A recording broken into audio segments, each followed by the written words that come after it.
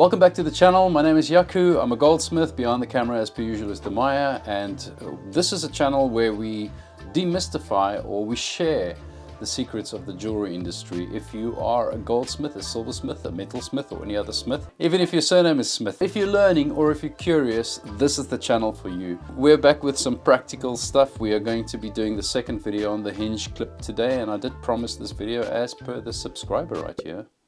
We've done a video on the making of the hinge ring, which is it did pretty well. I mean, people, I've got a lot of response on that one. Good information. Good information. And if you want to see that video, obviously, we will be linking it into the description. We will, Demaya. Yeah. We will. It's a good idea to watch that one first because this is a follow-up video on that. Previously on Goldsmith Workshop. If you wanted to try this mechanism, you're more than welcome to follow the step-by-steps. The first thing that I did is I've taken the ring apart again. I want to deal with a section that clicks into the ring itself. I want to create a clasp that typically is seen as a safety feature, but it's not like the ring doesn't work well as it is, but to double up the safety is never a bad thing. So what I've decided to do is to create a U shape that goes over the click mechanism. That function of that U is going to be sitting over the actual locked mechanism, the part that locks in, and it's going to click open. Once it's open, you'll be able to release it. So you can't release it without opening the secondary clasp. That's really what it's about. I'm starting off with a U shape. I'm marking where I want to, the width of the actual shank, and I'm bringing the two parts together. I'm creating a perfect U.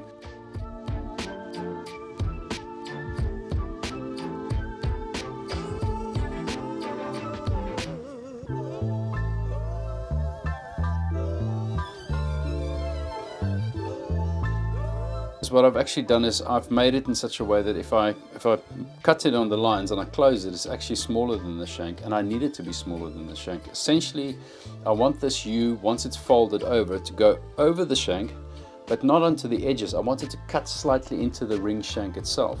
If you're looking at its U shape, it's actually thinner than the shank itself by 0.5 millimeter or so. Then it actually locks this part and that part together. Once these two are together and you've got a groove going from this one straight through to the bottom, and then you put something over that, it's stopping it from moving this way. It's a tricky one to explain. I'm going to try, and hopefully if there's anything that you find that I'm not clear enough on, please let us know in the comments and I will explain further. The two shanks come together, the one clicks over the other one.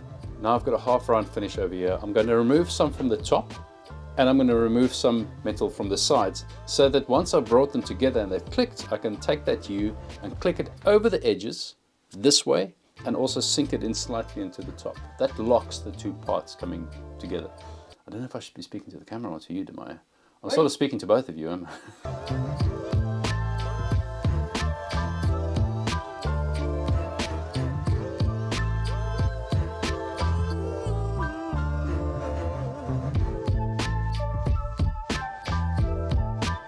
using a tiny little square needle file to get that precise, and this is important. If you've got to get it in there to do its purpose, you can't have any slack. So make sure that you rather a little bit bigger and then file it down until you've got a perfect fit.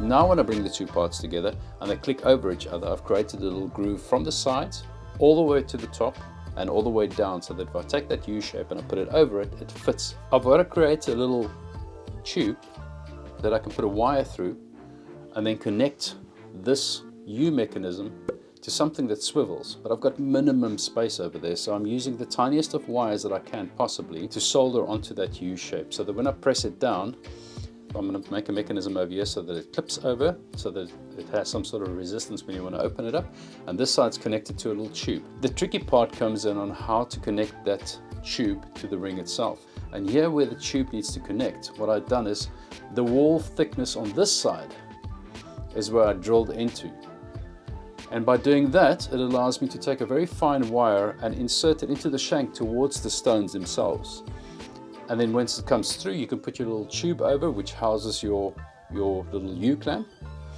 And then from there onwards, that little same wire can bend and go into the metal itself at the bottom. There's very little space to work here. I found that worked pretty well. So now I have a U shape that fits over to this, over the entire area, and I've got a little wire that connects at this side. We're almost done. The last thing I have to do is obviously connect this U shape in some way, so that when I close it from here on the hinge, if I close it this side, that it will clip somehow. Now the simplest way to do this is to take that U shape, when you're opening it up, this wall right here, split it. There's two reasons for that. Once I've split it, I can then part it ever so slightly. So when the U comes down and it has a parting coming this direction, I can then create on the shank itself, the top part of the shank, some way for that when it gets to a certain point to click over, which means that it's going to sit there until you pull it up. The second part of that little groove means that I can create something where your nail can get into to open the actual clip up. Again, if the U shape's like this wall right there, split it, bend it open this direction so you have something that flares out towards the inside of the ring. How much? Ever so slightly. I suppose it depends on the... It depends on what you're working with. On the spec that we're working on, this allowed me to take like 0.4 of a millimeter and just split it. Yeah. And the other side, like I say, we just round it slightly so that for the wearer, you don't have any kind of issue with anything sticking into the finger. But at the same time, it also allows your nail, because you split it, to get in there and unlock it. What this does is it takes you from a world of making jewelry to becoming somebody who makes functional jewelry. This is a big issue in the jewelry trade. If you are in the trade, you would deal with this kind of issue, and to supply something that actually is a functional, secure way to eradicate this huge problem that we have in the industry is going to give you a few points up. Rather than trying to buy expensive mechanisms, you can actually do this yourself. Make sure these rings come back in for maintenance regularly, because you've got small moving parts on it. They're a little bit tricky for if you're just starting out, but then again, I've seen a lot of the subscribers contacting me on my Instagram page, which is Yaku the Jeweler. Good place to subscribe if you want to chat with me directly. I've seen some incredible work from people that are just starting out. Go for it, try it, test it, let me know what you think. It's a lot of fun. Technical stuff like that, mechanical things like that is exactly what I love doing. Thank you very much for watching the video up until this point. As per usual, please like, subscribe, and hit the bell icon if you want to see more of this content. Have a good week. We will see you next week. Same time, same place. Thank you very much for watching. Cheers.